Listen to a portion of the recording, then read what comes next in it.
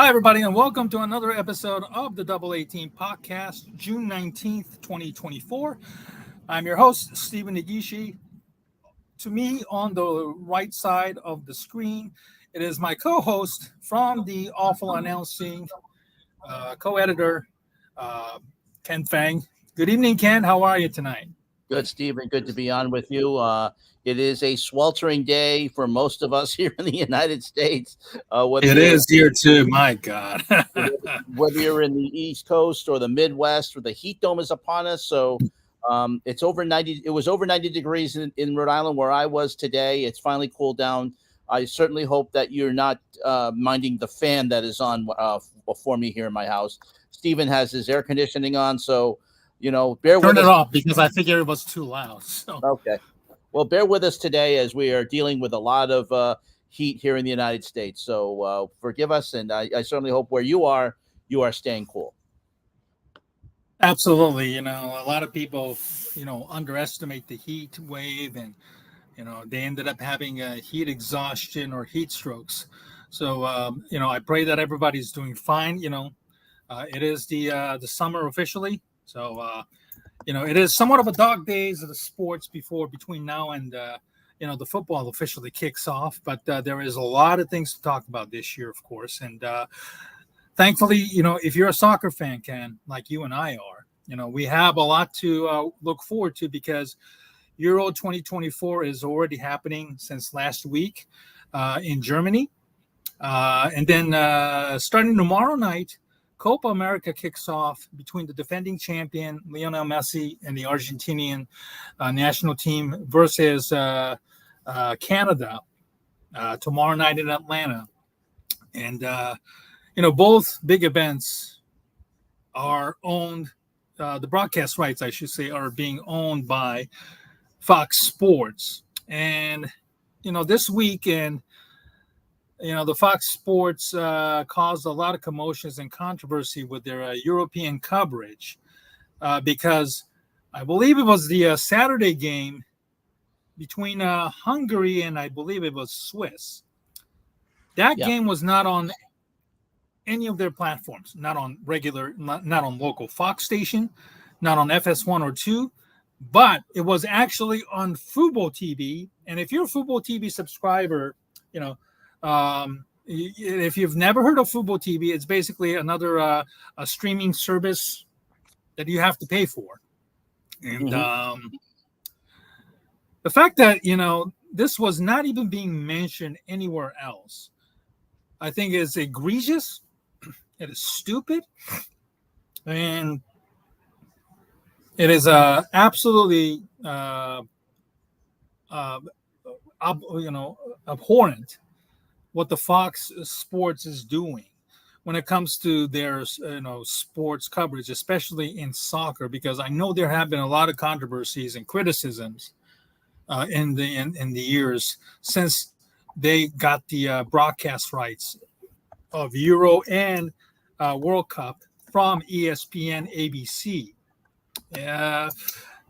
Ken, I just don't understand what the Fox is trying to do or accomplish with this type of, broadcasting when you have, when you're focused on, I'm sorry, I should say when your biggest platform isn't carrying this, the sporting game on a Saturday morning, and you're forced to, even if it's just to, maybe like a free trial subscription. A lot of people nowadays are forced to pay so much money in this upcoming season just to watch every football game. And then now you're forced to, join another service just to watch, European matches on Fubo TV.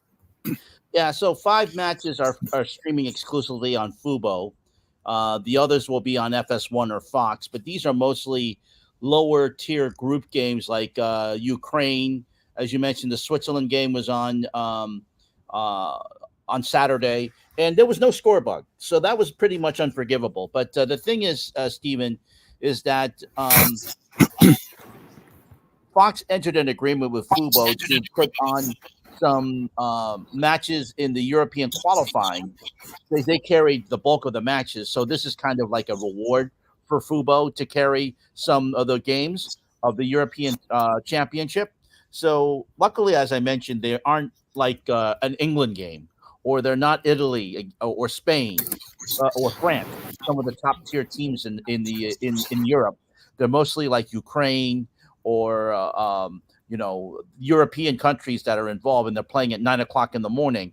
Still, it's not a good look for Fox because these games used to be on all of the ESPN platforms, no matter if they were a lower tier game or not. They would always be put on an ESPN, and you could also see it in another area as well. So not only that, Stephen, but it's good that the fact is that you're able under ESPN when they had the rights in 2008, 2012, and 2016 and 2020 to see them all on at least some type of network. So it's interesting here, Stephen, that the fact is that as I mentioned, it was probably a reward for Fubo because they carried a lot of the European qualifying matches. They had about 7 channels on Fubo, which they could carry. And these matches, of course, weren't, they were just qualifying going into the tournament. But I wasn't expecting 5 matches to be going on and into the tournament. It certainly surprised a lot of fans who were hoping to see all of the tournaments. But, hopefully it will not go into the knockout round. Luckily, Stephen, these are just group matches, and then Fubo will be out of the picture after this. Right, I'm sure a lot of people were caught off guard. They were, yes, right, and rightfully so. It's one thing, you don't get to see the game on any platform, and then not being notified about that, and then once you go to Fubo TV, if you have already a subscription. You get to watch the game, but there is no score line. You're just basically, you see the stadium and the players just moving around, and there's no scores on any of the sections, whether it's corner, top, or above. So, it's not a good look for neither channels, for Fox for not informing its viewers, first of all, and then Fubo TV for not even displaying the scoreboard. I don't think Fox would never do that with their football, baseball, and basketball coverage. So why are they doing this? It just really doesn't make sense. And the Fox is already somewhat of a lightning rod when it comes to presenting soccer, because first of all, the people who work there, and God bless them, because we had the pleasure of interviewing Derek Ray, a Scottish veteran announcer who is an absolute class and an absolute gentleman, and a veteran of German Bundesliga. He's very fluent in Germany. He's well known. He's regularly appeared in their television shows there as well, calling a great game. Ian Dark, also another veteran. He's an Englishman. He's been, both gentlemen have been on ESPN for many, many years when ESPN had the coverage rights.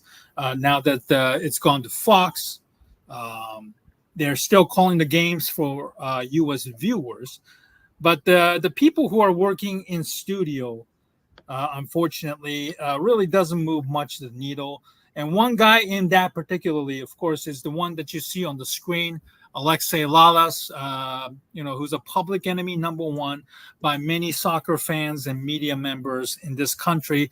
But as you can see in the awful announcing article written by your colleague, Sam Newman, he doesn't give a, life's too short and fuck them. He obviously has been a lightning rod of criticism when it comes to, misinformation or his opinions. He is very much a pro, Berhalter guy, kissing ass.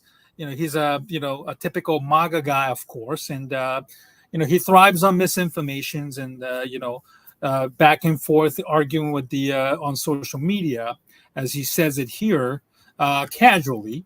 And you know what? If he says fuck them, you know what? Fuck you. Lawless. I have my little bit of interactions not too long ago with him. But I digress. But if this is the attitude that is being deployed by him and the Stu Holden, who's another ass kisser for U.S. Soccer, MLS, and the U.S. Soccer Federation. The fans can see through, and what the Fox Sports is doing with its soccer coverage. Whether it's they're trying to mimic Fox News when it comes to trying to drive in certain types of audiences or piss off certain types of audiences with its unprofessionalism, or maybe the what ESPN has with both McAfee and Stephen A. Smith, try to drive up controversy. I don't know how in the world Fox is going to present itself and help grow the game itself when the most notable American commentator or punditry, and I have to also include Landon Donovan himself too, because I don't think he's done a great job as a commentator himself, calling games. And of course the weird haircut the other day that he had. That was unfortunate. He admitted that was unfortunate. He thought that wasn't going to be shown on the air, but that's okay. That's it. Yeah, right. Notwithstanding, the Fox really has to rethink its approach on how to present soccer to this country. The next 2 years is obviously very, very important here in the U.S. soccer scene. You have Copa this week, and then you have World Cup in 2 years from now. So if you have go ahead, Ken. I apologize there. Yeah, it's okay. I will say they made one good hire, and that was Anna Yurka, our friend, who we interviewed. Oh, that's right. Yeah. So she is embedded with Argentina during the Copa America. They also hired Jules Breach, who is an excellent soccer host in the UK, to host their Copa America. They also brought back Ariane Hinkst, who has been a mainstay on their studio coverage. German women's soccer star, won the World Cup in 2007, I believe it was, Stephen. They also have Chiellini and several other people, and Maurice Edu, who I happen to like. He's been used on Apple TV's MLS coverage and also for CBS Sports Golazo Network. So they has made some good hires. They have.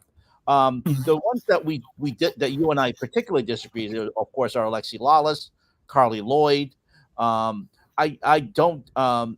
Carly Lloyd is she's basically proving to be a shadow of pretty much. I don't want to say shadow, but pretty much similar to what Alexi Lawless is. But she was, interestingly enough, Stephen, she was nominated for Emmy and almost won an Emmy for studio analyst this past year. So her work was highly thought of by the committee for the Emmy Awards, for the Academy, so for the sports Emmys.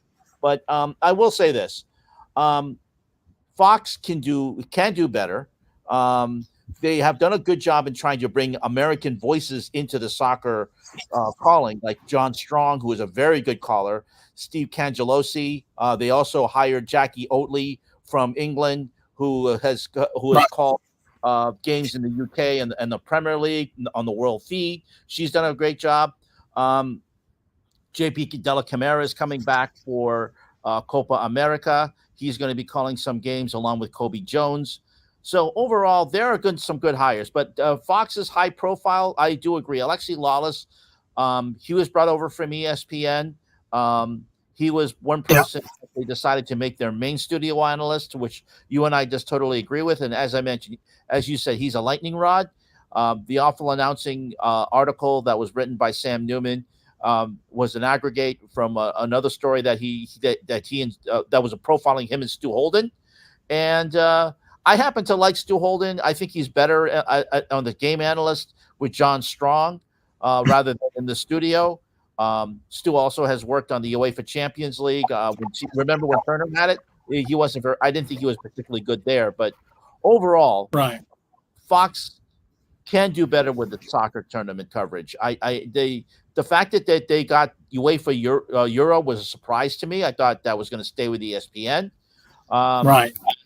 Now it's just going to be the thing is that what after 2026, the U.S. soccer contract with FIFA will be up. So we'll have to see if ESPN comes back, if CBS decides to make a play. CBS is highly critically acclaimed coverage of the UEFA Champions League. I would love to see them come in. But if Fox comes in again, they have to make, for me, they would have to make some wholesale changes. I like Rob Stone. Rob Stone is a very good host.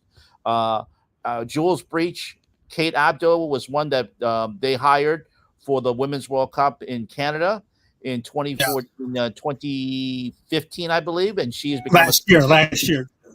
Yeah, she was hired by Fox in 2015 for the Women's World Cup. And then she's since has been become a star thanks to her work at Fox and now CBS. So, we'll have to wait and see. But, I'm just I'm with you, Steven. Fox has to do a little bit better on the Euros. We'll see how they do on Copa. They're a network that is very good, especially when they are up leading in front. They had a couple of years when they had the U.S. women, so they latched onto that, and they were very fortunate to have that. Let's see how they do on the Copa America's coverage. And I think they're trying to latch on with Argentina and Messi.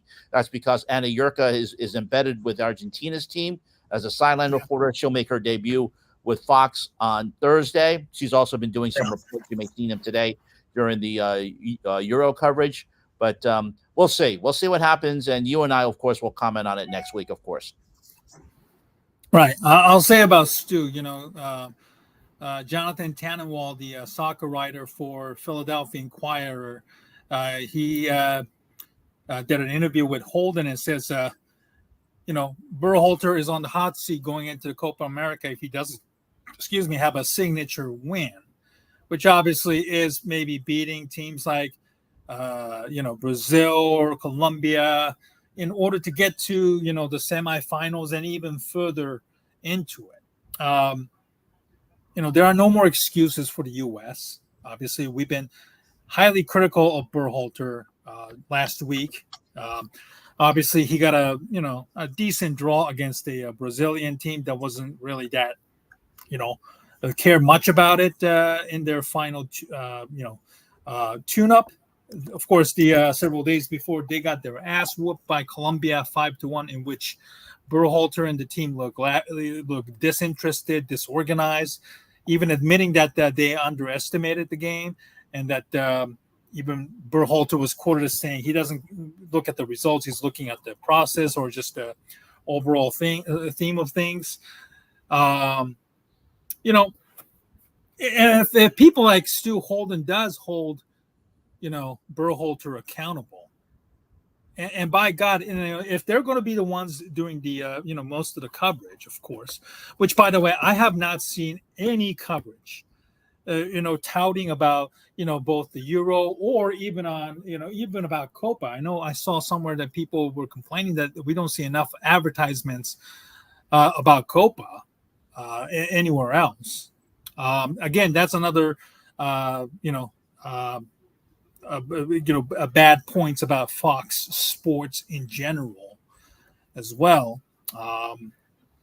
Whatever they learn from these mistakes, Ken, that hopefully they will do a much better job promoting the U.S. World Cup here in the U.S., Canada, and Mexico, I should say, because you don't pay this much money just to shit on the product itself.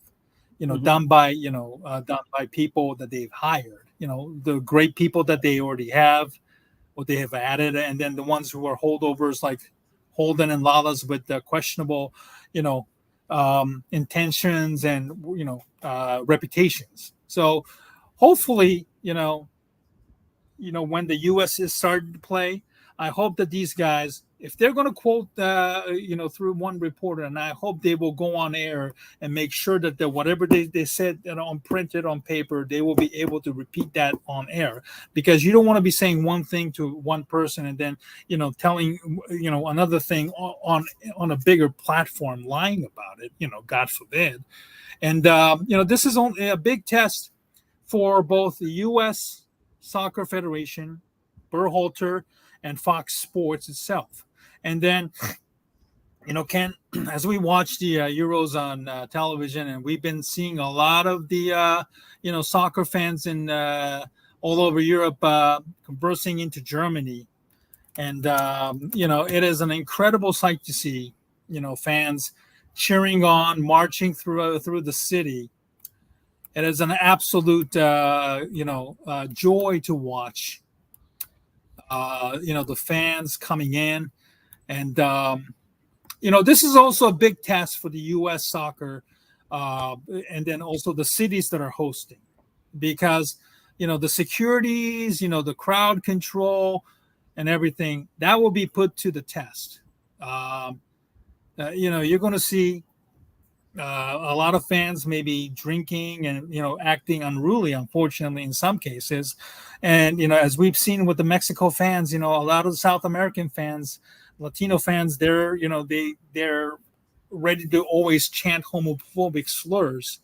It would be somewhat sickening, especially in the June being a Pride Month. Here you can see Italian fans in the blue, and then red Albanian fans here. A gentleman snaps a pasta into two there, which is very, very funny. And then you also have, the Scottish fans dancing and marching on. And then you also have the notorious English fans, drinking and being arrested, which is a contrast in style. These are the types of things you're going to see here in America. And I'm really, really excited that, it is finally happening. And I do hope that, the U.S. soccer and then the hosting cities will do a real good job, because this is a great test for them. Whatever they learn from these mistakes in Copa, I hope they can manage to make sure that it can go smoothly in the World Cup 2 years from now. Ken? Well, of course, Copa hasn't started yet. We don't know. We haven't seen any misbehavior yet by fans yet. We did note in 1994, back when the United States last hosted the World Cup, and again in that's the men's. They also hosted the Women's World Cup twice in 1999 and 2003. They did. Security was not an issue. We didn't have too many problems. And of course, whenever we see issues with home fans with going and misbehavior after a championship, police are pretty much used to dealing with that. So let's hope that we don't see anything like that. But one of the great things I saw today was the Scottish fans parading in bagpipes. The Scottish fans, Right, Cologne, going to the stadium to take on Switzerland, and they were playing bagpipes. One of the great things that this tournament, that both the European Championship and the World Cup can do, is providing and getting fans together. And for the most part, fans are friendly. They're good. right. Let's not hope that let's not allow one country like Mexico to ruin it all for everybody. But we've seen their behavior, Stephen. We've seen their behavior in the United States. Very poor, throwing bottles of urine, as you mentioned, the homophobic chants. But let us hope that FIFA actually, or CONCACAF, or CONMEBOL, in the case may be, does something and cracks down in case something happens. But the United States security and police forces can be ready. Let's hope they know that the fans will be out in full force, especially for Copa, which is played all throughout the United States throughout the summer, and use that especially with games in Atlanta, games in Arlington. Games, a lot of games being played all around the southern part of the United States as host cities for this year's Copa. Let's hope this is a nice practice run for them in the World Cup coming up in a couple of years. Absolutely. Look at the Dutch fans in unison. No, that was great. It is great. It's amazing. If you're kind of stuck in, now that the NBA Finals is over, and then you're like, man, I got nothing to watch until, whenever the NFL preseason kicks off. I highly recommend you pay attention and then watch soccer. Especially during your lunchtime or on the weekends. I highly recommend. You get yourself immersed. The fan culture, as you saw, it is huge, and I think we can. The Americans. You and I, of course, included. We can learn a lot about the American. Their sports culture as well. In times when capitalism has kind of run amok. With the amount of streaming services and what not have. I think sometimes it's a reminder that sports is bigger than the life itself, and also it has a huge impact, positively and negatively in our lives. And watching Euro, and then how countries can get behind their teams. Certainly can lift the team up and then push themselves even higher. And I hope that people will enjoy watching Euros and how the fans travel and support their countries. And hopefully that's something that maybe U.S. Teams they have to do their part in getting far enough to convince fans that they're in the right direction. But We'll discuss about the performance of U.S. team in the other, at another time, Ken. Yep. And also, too, we also want to mention the U.S. Olympic trials are underway as the Olympics in Paris will get underway next month. Swimming, diving, and track and field are coming up this week. So it's a great way for you to get immersed in some of the athletes that you'll see coming up in the next month. Katie Ledecky has already gone on to her 4th Olympic team in swimming. The track and field will be coming up this week at Hayward Field in the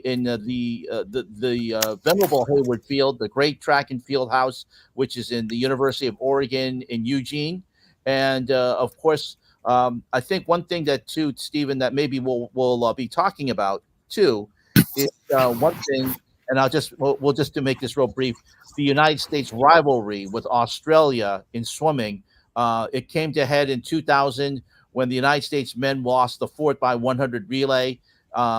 It's been quiet over the last few years, but it recently rose in the World Championships when Australia won more medals than the United States. So that's something we'll keep an eye on coming up in the next month, but something we'll keep an eye on. But, let's go to the next subject. But I just want to let you know that if you're looking for something to watch, Olympic trials are underway. They're in prime time at NBC this week. Swimming, diving. We're going to get track and field starting up on Saturday in Eugene. And then the following week, it'll be the gymnastics, the 4 glamour events that NBC likes to focus on. You will see them, and you'll get some big coverage of that coming up. Right, Olympics is next month. Hard to believe, but if you're a big Olympics fan, obviously July again before the the NFL preseason begins. There is of course something to look forward to. So if you want to get into the Olympics, like Ken said, the trials for those events could be a way to witness a future medal winner for the United Team USA. All right, let's get to the next subject, the NBA Finals. It ended, when was that? Monday, right? Monday, yeah. Friday, Dallas staved off an elimination with an impressive blowout win. I held on to the hopes that maybe Dallas can, push it maybe another game. And then game 5, it was unfortunately the total polar opposite. It wasn't a blowout like we saw on Friday where, Dallas was just literally beating the brakes off of Boston, leading by 40 or more at one point late in the game. But, you just kind of felt that, after the first quarter when they were trailing by 10, I believe, it was not going to be their night. And, Boston, sure enough, in their home, managed to finish off the Dallas Mavericks 106-90, I believe was the score. They won or 106-88. It doesn't matter. It was a double-digit blowout loss for the Dallas Mavericks. The Celtics won their 18th title, one more than the Los Angeles Lakers. You live up in that neck of the woods, Ken, in the New England area. Certainly, I think a lot of fans are boisterous and very, very joyful. I saw a Twitter picture of them flying into Miami to celebrate for whatever reasons. I don't know what was that all about. But it was a team building thing. They just wanted to get away before their parade on Friday, which they're going to have. Oh, okay. They wanted some time to themselves, which is okay. I did find the thought of going to Miami kind of strange because they hate the Miami Heat and the rivalry down there and Jimmy Butler, but it was a team building thing, and they wanted to get together and get some time away and before they went to the parade, and just have some quiet time to themselves, which is I think more teams are going to do, Steven. I think a lot more teams before the parade, they're going to take some time to themselves and go to another city. But Miami, I do agree, was an odd choice, but it's fine. Like I said, it's a team building thing. They wanted to get together. They want to celebrate. Maybe some Celtics will be seen taunting Jimmy Butler. Maybe they'll go over to Pat Riley's house and egg it, something like that. No, I'm just joking. They're not going to do that, but it's a chance for the guys to, really have a time to just say, hey, look, we did a great thing. Let's celebrate by ourselves before we celebrate with the city on Friday. Yeah, absolutely. Let's kind of get into the ratings itself. I know the ratings were not great at all, and there have been serious criticism leveled against the ESPN's coverage. I'm sure it was well covered in your website as well, Ken. It was kind of really, really weird watching, how ESPN handle it. So much so that even Chris Mad Dog Russo ripped his co-host on First Take, the notorious Stephen A. Smith, about the tunnel walk where he was in his nice suit and sunglasses walking in as if he's one of the players. Yeah. God forbid. And, you got to wonder, making him somewhat of a centerpiece for all of everything. And you wonder if fans are, kind of put off and, angry. I know there was maybe some misplaced criticism towards Doris Burke and, that she brings nothing to the table and stuff like that, which I don't think that was the case. But, you do wonder if, even Mike Breen, the Game 5, they were showing a picture of Drew Holiday's wife, I believe, which happens to be it wasn't her. It wasn't her. It wasn't her. And then Breen had to apologize. And, everything was just so totally off from what we've been seeing. And at a time when ESPN and TNT and NBC are engulfed in a somewhat of a bidding war for NBA broadcast rights, you do have to wonder if ESPN is very much either too stretched thin with the talent that they already have on the roster. Tim Legler's contract is also expiring very, very soon. And there are also questions about, whether he wants to move to NBC or elsewhere, whoever has the NBA broadcast rights, because I highly believe that Tim Legler doesn't get enough credit or doesn't get utilized enough. Whenever JJ Redick decides to take the Lakers job, God forbid, then what happens there? There's so many questions about the ESPN's approach that, you frankly wonder, if they what they did, contributed to the finals. Besides all the the double-digit blowout games that we've witnessed. Well, I people don't watch for a network; they just watch if they're interested. They don't care about the announcers, except we mentioned maybe John Madden or Bill Walton did that, but anyone else, whoever's on doing the game, we don't care. But Mike Breen does a great job. We've known that he's done it. He's done the NBA finals. Right. I think going back to 2000, since Al Michaels left ABC or ESPN and ABC the first time, which I think was around 2005 or so. So he's done the NBA finals for a long time, and he does a good job of it. But other than that, and I think when they had Jeff Van Gundy and Mark Jackson, they knew when a game got out of hand that they could be entertaining, and they were.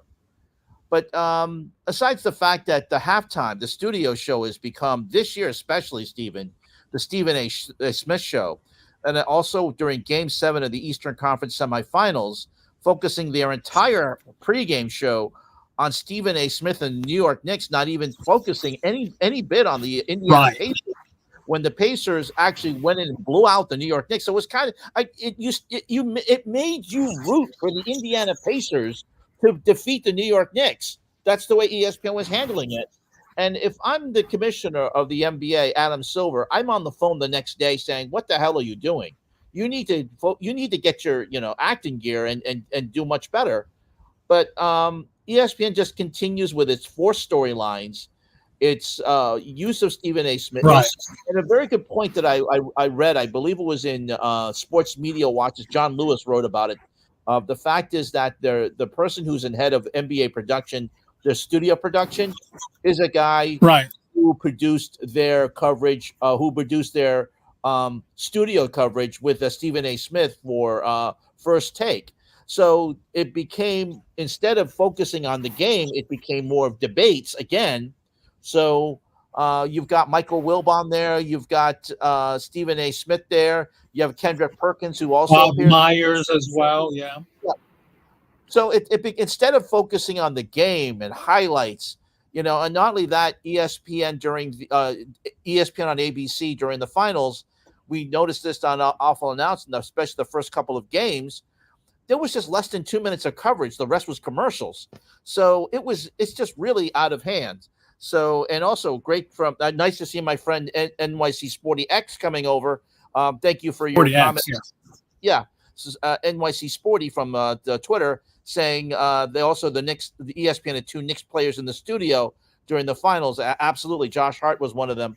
So yeah, I it just seems to me that ESPN is just too dependent on Stephen A. Smith, kowtowing to his needs, showing him with pictures, showing him entering Madison Square Garden, showing him the other day on Game 5 entering and as you mentioned, Chris Russo called him out on it.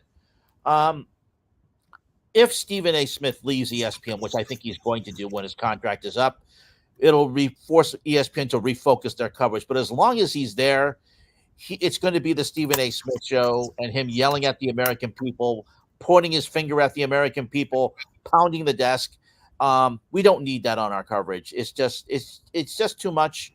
And I think, casual fans, when they come in, and that's one of the things about ESPN, is that because they so focus on sports, is that they don't give the event and they have so much tonnage and so much inventory, they don't give the NBA Finals or the Stanley Cup Final a big event feel.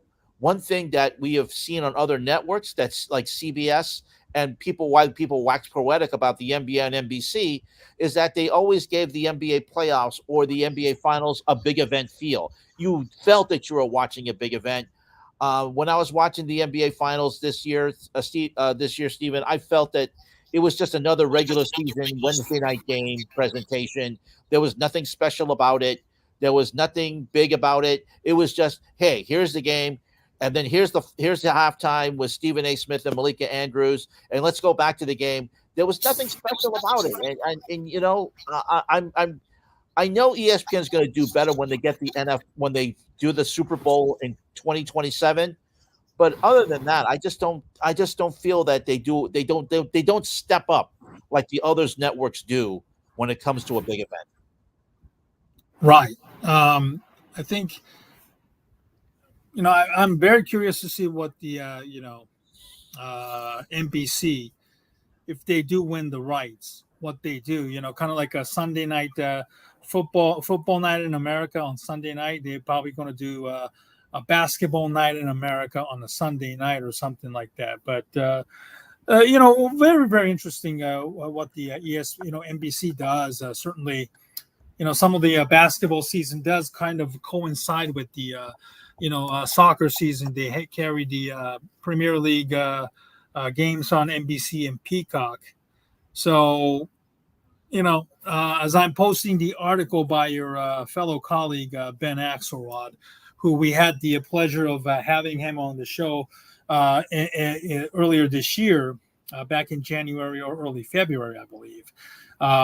He is writing a very good article about, how ESPN perhaps could use an overhaul in their NBA broadcast team, and that they're at a crossroads when it comes to, their overall coverage. So I highly recommend you go to Awful Announcing and look up Ben's article on the ESPN NBA broadcast situation.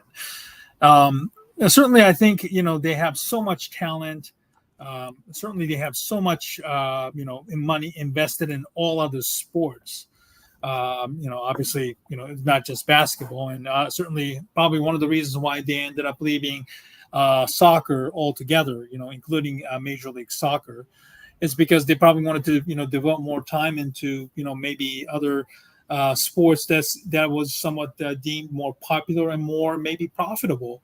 But the way they do things, again, this is what we were discussing with soccer coverage with Fox Sports. The NBA coverage by ESPN, ABC is somewhat counterintuitive. And it's become a bit toxic. If Alexei Lalas is to the Fox Sports Soccer, people like Stephen A. Smith is to their NBA coverage. Mm-hmm. Yeah, and again, it's an over reliance on one man. It was the one thing about that we liked about the NBA, and again, I hate to wax poetic about it, but one thing we liked about the NBA on NBC is that when they had halftime, they gave you a halftime treatment. When they came in for the beginning of the game, they had those nice little 2-minute pieces to set up the game with dramatic use of music and Bob Costas's voiceover, or whether it was Marv Albert or Dick Enberg or Tom Hammond. They came in and set the scene for you. And so that's something that's been sorely lacking on recent NBA broadcasts, whether it's on ESPN or TNT. But overall, I really feel that ESPN, as you mentioned, has to refocus. They've got to get someone else to come in and produce and be the head of NBA coverage, not treat it like a first take on a game. Give it a big event feel. One thing that College Game Day is praised for is to set the scene for your college football viewing, and wherever they go, Right. big event. Wherever they go, whether they're over at Ohio State, or whether they're in Florida, or whether they're in Texas, or whether they're over in Los Angeles, or whether they're in Oregon, it's a big event and it's a big feel, and it's something that people look forward to watching. I didn't get that with the NBA. There was, as like Chris Russo likes to say, no juice, and that could have been because of the NBA playoffs itself. It was dull. People felt that the Celtics were going to win. It was a foregone conclusion. Well, actually, a lot of people picked Houston, but it just wasn't a very exciting NBA playoffs. And you can see the NHL being a bit more exciting this year again. But overall, I just think that people just didn't have the feel that this was going to be exciting. And I think the ratings reflected that. I predicted, me personally, I thought that we were going to see an average of 14 million fans, 14 million viewers. That wasn't the case. It was more like 12, 13. It was more than 2023, less than 2022. I just think that overall the NBA is not concerned because they got their money. They're going to get money from ESPN. They're going to get money from NBC. They're going to get money from Amazon. They may also still get money from Warner Brothers Discovery. So they're laughing all the way to the bank. It's just unfortunate that they don't have more. When David Stern was the head of the NBA, was commissioner of the NBA, he would be on the phone almost every day to NBC, yelling at them how to improve their coverage. I don't see Adam Silver doing that. I don't know if he does that. The fact is that ESPN seemingly has carte blanche to just make it the Stephen A. Smith show. Yeah. That was worrisome. And like I wrote down on the below, we have 13 more years of the NBA on ESPN. Let's hope that they refocus and do a better job, because right now it's the NBA on ESPN and the NBA Finals on ESPN ABC just feel like it's another Wednesday night regular season game, and there's no excitement, no juice to it, and the viewership reflects that. Yeah, I totally agree. I think the fans are kind of seeing it that way. A game that has been somewhat. There have been some non-competitive games throughout the finals. There have been multiple blowouts. We had stars like Tatum and Brown and maybe Luka Doncic. I don't know if those guys really moved the needle for a lot of casual fans. At least maybe not yet. And then you have the ESPN's coverage.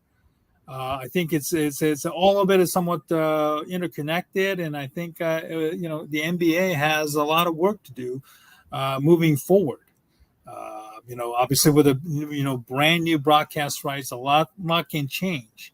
But again, if the product is there, the people who present it needs to do a better job. And as we discussed about the Fox Sports and the soccer content, maybe ESPN has to reevaluate how they do things around when it comes to NBA. Certainly, there are some people who might no longer be on that set anymore come this upcoming year. Tim Lego's contract is up, and he might go. There are some people that you're familiar with you might not see, maybe only once in a blue moon. So very, very curious to see what ESPN does to revamp its network, because now they'll have a serious contention, contention for ratings with, NBC presumably getting on board moving forward. So now, speaking of the NBA, Ken, obviously, one of the biggest names in broadcast, Charles Barkley, announced his retirement last week. Next year, as TNT enters the final season on their NBA broadcast team of Ernie Johnson, Shaq, Kenny the Jet Smith, and then Barkley himself. Once the contract expires, he says he's retiring. He's not going anywhere. It's kind of very interesting. It's hard to tell which way does Barkley is really, really leaning towards right now with, the situation. Maybe he's frustrated that the TNT hasn't made enough progress. Maybe this is their way of saying, hey, TNN, step up, or I am retiring for good. Or, if there's some sort of a validity in his announcement. Well, let's just put it this way. Charles Barkley announcing his retirement seemingly happens on every day ending in Y. Let's just put it that way. He does this a lot, okay? He's announced his retirement back in 1990. He announced his retirement after the Dream Team in 1992. He announced his retirement before Dream Team 2 in 1996. He said he was going to go to NBC and join them when he was a player in 1998. And then before he finally announced his retirement in 2000 after he was injured, Stephen, he said that he was going to retire then. And so, and he also said during various negotiations he was going to retire. He said it 10 years ago. He said it almost a couple of years ago when he almost went to Live Golf, and now he's saying it again. Is he being truthful? I don't know, Stephen. We don't know the mind of Charles Barkley. Yes, he's frustrated.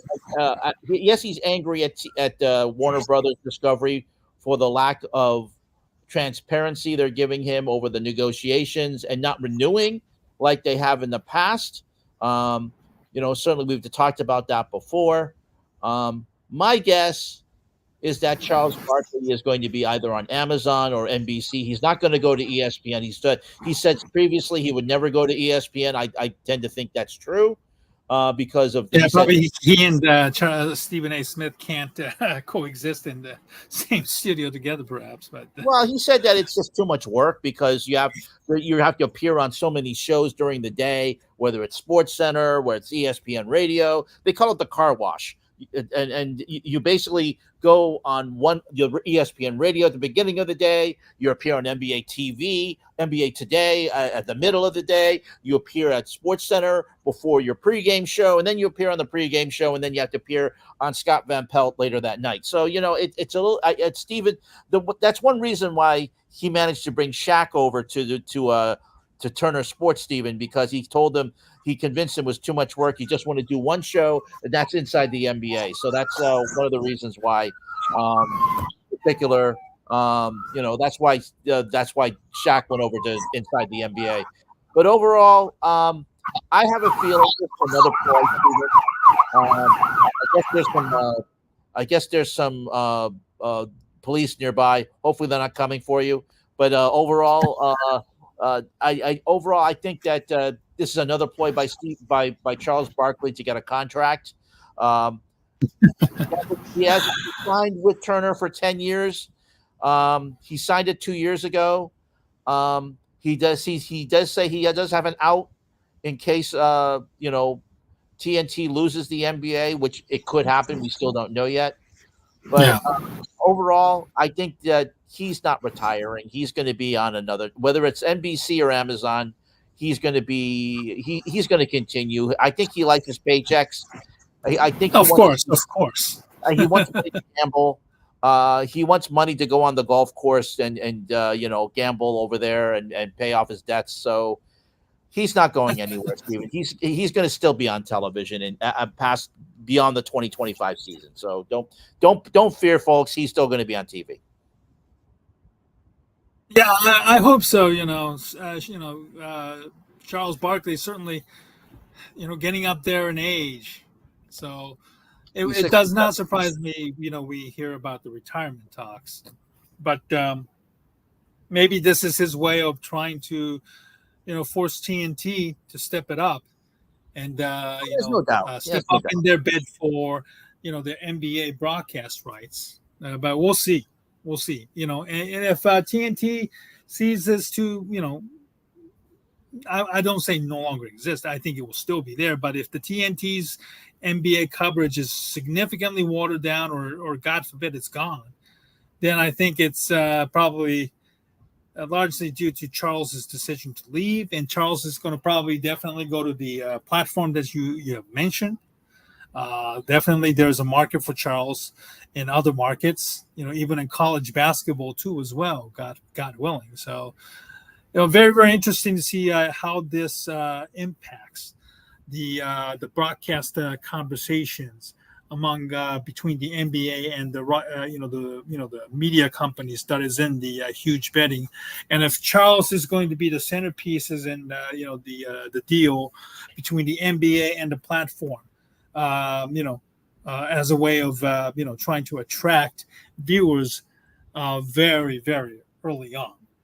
All right, Ken, let's talk about the sad news in baseball that happened, that was announced yesterday. Willie Mays has passed away last night during the game when the Giants was playing, the Chicago Cubs, and it's a sad ordeal. Today is the Juneteenth, and we really, really admired Willie Mays for his. Hold on a second. I'm going to put this myself on the mute a little bit. Okay, I'll mention it. Willie Mays passed away last night at the age of 93. Arguably the greatest player in baseball history, a five-tool player. He could run, hit, throw, hit for power. Great defensive player. Yes, a lot of his highlights were in grainy black and white, but there's no doubt of his impact. Played in New York with the New York Giants, moved to San Francisco with the Giants, and then ended his career in New York and the New York Mets in 1972 and 73. 74 is also Hall of Famer. represented himself with honor all the time. The only blemish in his career was the fact that Bowie Kuhn suspended him from baseball because he was associated with a gambling casino. One of the dumbest decisions ever done by Bowie Kuhn. A move that was corrected later on by Bart Giamatti. But overall, Willie Mays. He was going to go to the minor league baseball tribute at Rigwood Field. It's a place where Mays was from Alabama. Um, and he played at Rickwood Field in the Negro Leagues before going to the major leagues in the New York Giants. A man who, when you think about him, Stephen, really is he just could do so many things, and steal bases and hit for power, hit for average. Uh, you know, as I mentioned, 5 tool player. And the fact is that when he went to San Francisco, he adjusted. He realized that Candlestick Park wasn't a great park to hit, so he adjusted. He was a pull hitter, mostly at the Polo Grounds in New York because at a short left field porch. When he went to Candlestick Park, he realized that with the winds blowing, he hit the opposite way. He would hit to the right field. He lost a lot of home runs at Candlestick. He had 2 years of military service. He said he himself lost 75 home runs during that period. Had he been there, he probably would have been the first to break Babe Ruth's record before Hank Yeah. Aaron.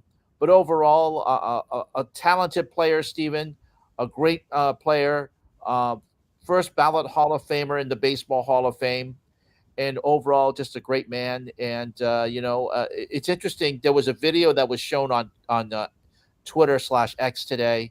Well, yeah, I think it was last night, of him meeting Vince Scully for the very first time in 2016. Here are two men considered some of two of the greatest of all time in their respective fields, but they didn't meet until 2016, until Vince Scully's very last year in the broadcast booth. A great piece of video, but overall, his impact on baseball is not on the playing field, but just in young players with the way that you could just hear the respect that he had from the younger players who never saw him play. He was always in the San Francisco Giants clubhouse, whether it was in Candlestick Park or Oracle Field, as now it is, Stephen. Great person, and I'm sure the Major League Baseball is going to find a way to honor him for the rest of the season. And I think another great thing to do would be retire number 24 in all of baseball, like number 42 is for Jackie Robinson. Retire number 24 in honor of Willie Mays for all of baseball, for all teams. So no other team, no other people can wear the number 24 after this season. So I think that'd be a great way to honor him. Absolutely. Yeah, this is a video I think we were discussing where Mays and Vince Scully is seen together. Yeah. I'm going to play a clip here for a little bit. Yeah, go ahead and play that. Over here, so we can. Let me tell you something. First of all, you've always been my favorite player, even though you wore the wrong uniform. You know that. But as I have told everybody, you've also been the greatest player I ever saw. Thank you. And I've said that for a long, long time. It was one thing for me as a broadcaster to be able to watch your action. You were dazzling. I tell you that, really mean it. I would see the other center fielder, and there'd be a base hit, and maybe runners, and they wouldn't charge the ball. You charged every base hit like you were a shortstop. That's what amazed me, and I used to tell people, do you realize that he charges and it gets through him, it could roll 483 feet. Is that long? Yeah, 483. That ball that you caught that Vic Wirtz hit in the World Series, that was probably 440 at least. I mean, that's how far out that was. I tell everybody it's not the catch so much, it's the continuation. Yeah, getting the ball back. Getting the ball back into the infield. You know who kept talking about that night? Because we were all at Too short. Too short. Yeah. Yeah, and all Beck kept saying was, never mind the catch.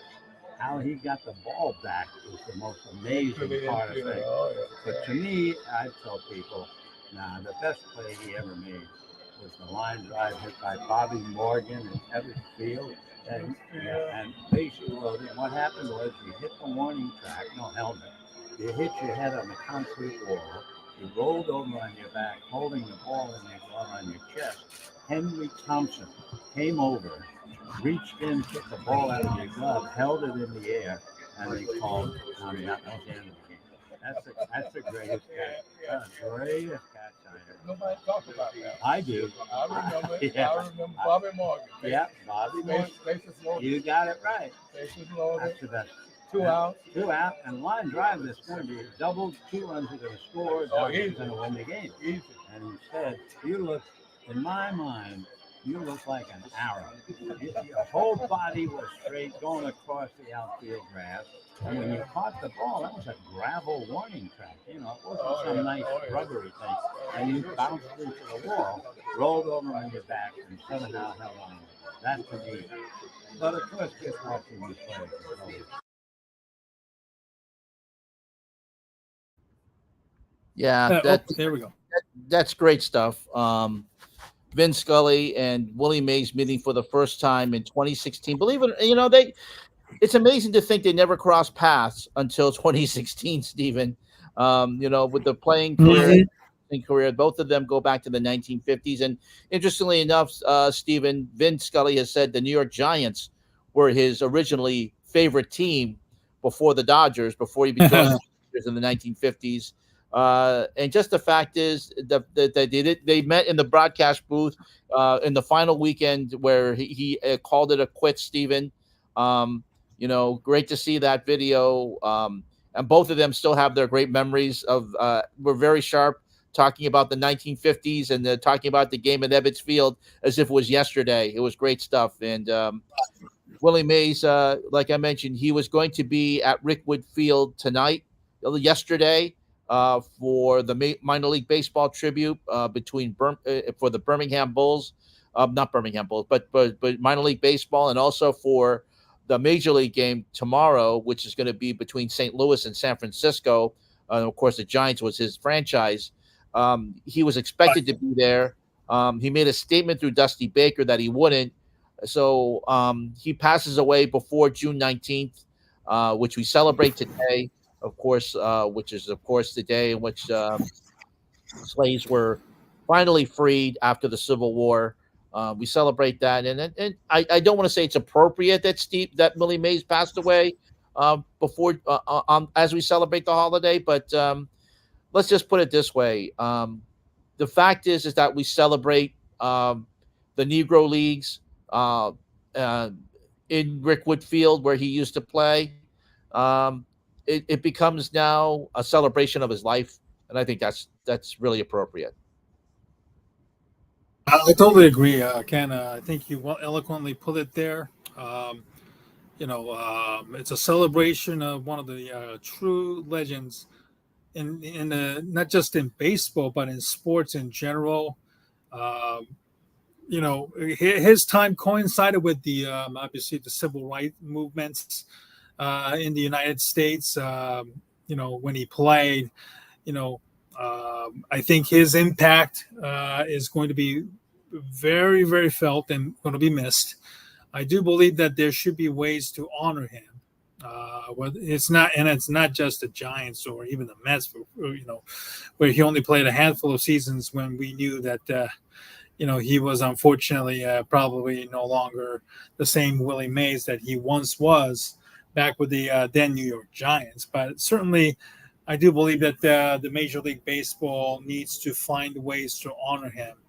I don't know if he's going to have his own number retired, like he had with Jackie Robinson, obviously from a cultural perspective. But I still hope that there is going to be a ways to honor his legacy throughout this baseball season moving forward. Let's hope so. Go ahead. Yeah. Let's hope so, Stephen. Willie Mays is one of those players. Like similarly to how Major League Baseball honored Hank Aaron the year he died. Let's hope the Major League Baseball will do that, especially as going forward. And as you mentioned, it would be nice to they make the announcement that they retire 24 all throughout baseball going forward. And even if they don't do it this season, they announce it next season. So that would be a great thing to do. Absolutely. A couple of things that I want to catch up on, Ken. Number one, Major League Baseball is moving forward with its ABS, automatic ball strikes calling, to AAA. If you're fed up with the way the baseball strike zones are being called, not just this year but even in the past, this is not a way of seeing full-time robot umps. Unfortunately, if you were hoping for that, which would lead to more people like Angel Hernandez and maybe CB Buckners of the world being fully gone. Considering how bad of a reputation they have within the game itself, but very, very curious now that it has finally reached AAA. Obviously the highest level of minor league baseball, how that impacts the calling. Certainly there you're going to see the human umpires in the game. Maybe it's probably going to be used as a supplementary system, maybe the one to use challenge of the strike zone. I just hope that Major League Baseball doesn't botch this, because you get so frustrated watching balls and strikes being so out of the zone. Balls and strikes, completely wrong calls, and how it impacts the game. Not just, of course, from a gambling perspective, but obviously with the gambling aspect, it becomes even more bigger problems, where the umpires are likely going to get targeted, whether by angry fans or, mobs, whoever it is, have the money on the game. One bad call can certainly ruin the game and the experience itself. So I just hope that this is not some sort of a charade by the MLB. I think that this is a final touch to the long-needed ABS system that people have been long been touting, and that it is finally happening. It is very, very appropriate that it is going to happen eventually, and then I hope that it will be a very successfully implemented eventually, as we move forward with the baseball season. Now, maybe not this year, but hopefully sometimes next year, which I think. Ken, I believe it was mostly that was usually the targeted date for MLB to implement the automatic strike strike zone or something like that. Yeah, I'm just gonna wait and see on it, Steven. I don't know too much about the story at this point. I've been focusing on other things right now, but let's just hope that Major League Baseball gets this right. I would like to. One thing I think I'm fed up of watching is that little strike zone, that little thing, that little box that we see where the strike zone is on Major League Baseball telecast. I think that's really all viewing, because now we're focusing on that a lot. I'd rather see that go away, and I wouldn't mind seeing that be taken out. But again, let's just hope that they get this right. Absolutely. And then one final thing, as a journalist, Ken, I wanted to kind of touch bases on this one. This is U.S. men's national team captain Tyler Adams talking about, his time with the Leeds United, which the team he previously played for before the team was relegated. Tyler Adams said he couldn't care less if Leeds United fans hated him after his exit. Now, that's the same team that former U.S.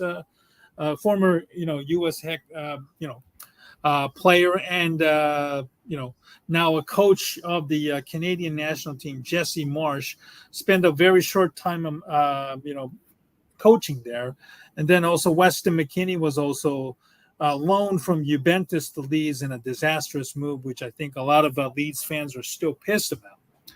Now, It's an interesting thing here. This is the quotation is misleadingly Yeah, out the of context. community put on that quote. So again, I don't know the story, Stephen.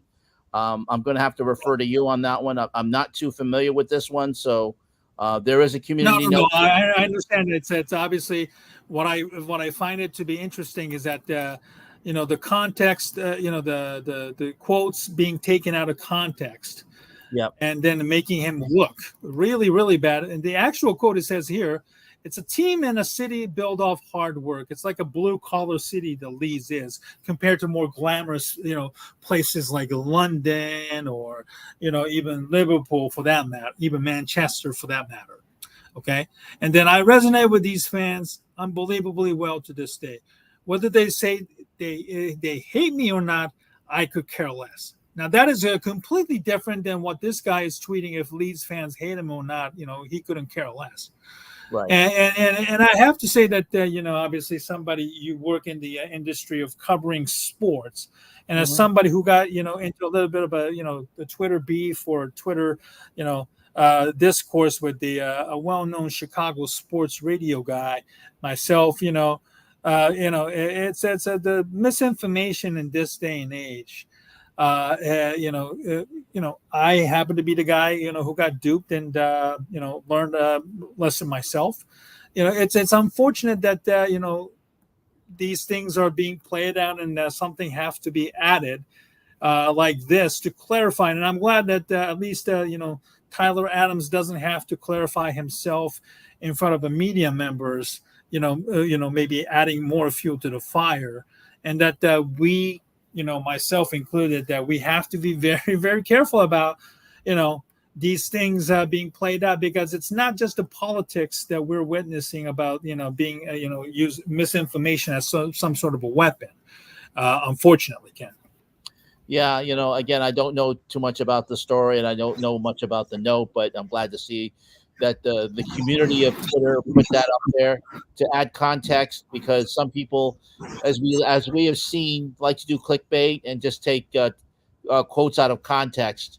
And glad to see that was the context was the proper context was added, so we know that what he actually said, instead of someone trying to make a controversy out of it.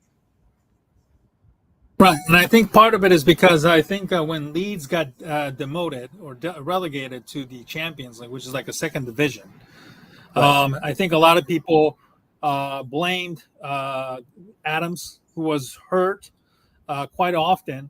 Weston McKennie certainly, did not fit in, obviously, as a rental guy.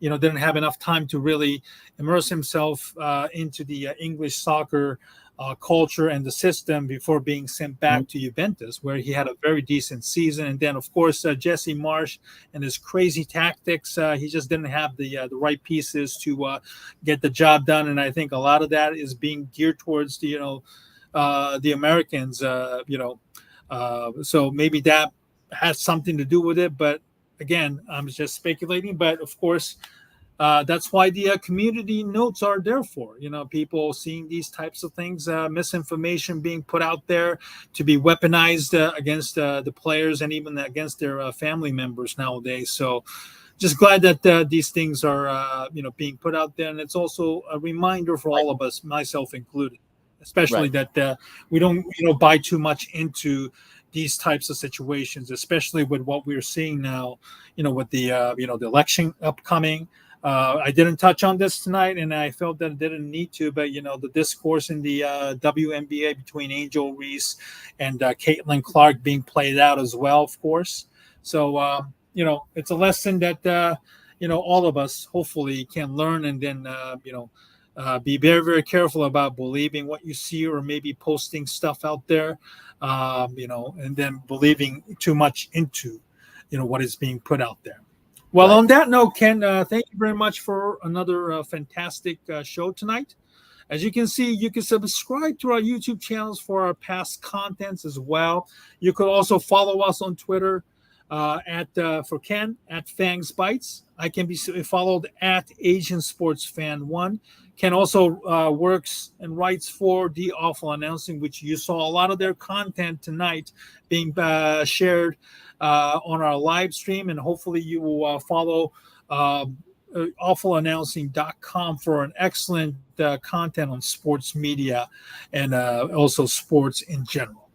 Now for Stephen Negishi with Ken Fang, thank you very much for joining us tonight, and we hope to see you next week on another episode of the Double 18 Podcast live stream edition.